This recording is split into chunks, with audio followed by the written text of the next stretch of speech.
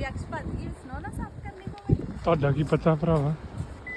ਮੈਂ ਹੁਣ ਤਾਂ ਫੋਨ ਕਰਨ ਲੱਗੇ ਮੈਂ ਕਿਹਾ ਕਿੰਨੇ ਸਾਲਾਂ ਦੀ ਸਨੋ ਸਾਫ਼ ਕਰਨ ਦਾ ਐਕਸਪੀਰੀਅੰਸ ਹੋ ਗਿਆ ਕਿੰਨੇ ਸਾਲਾਂ ਦੇ 70 ਸਾਲ ਦਾ ਨਹੀਂ 5 years 5 year is not enough note yeah ਤੁਹਾਡੇ ਐਕਸਪੀਰੀਅੰਸ ਨਾਲ ਤਾਂ ਫਿਰ ਵੀ ਮੇਰਾ ਜ਼ਿਆਦਾ ਆ but I have ਘੱਟੋ ਘੱਟ 25 year experience because I clean snow in my childhood within the fridge yeah I have ज़्यादा experience ਫਿਰ ਤਾਂ ਮੈਨੂੰ ਵੀ ਇੰਨੇ ਦਾ ਹੋਊਗਾ but you did not clean snow in the fridge refrigerator ਨਹੀਂ ਮੈਂ ਫ੍ਰਿਜ ਤੋਂ ਬਾਹਰ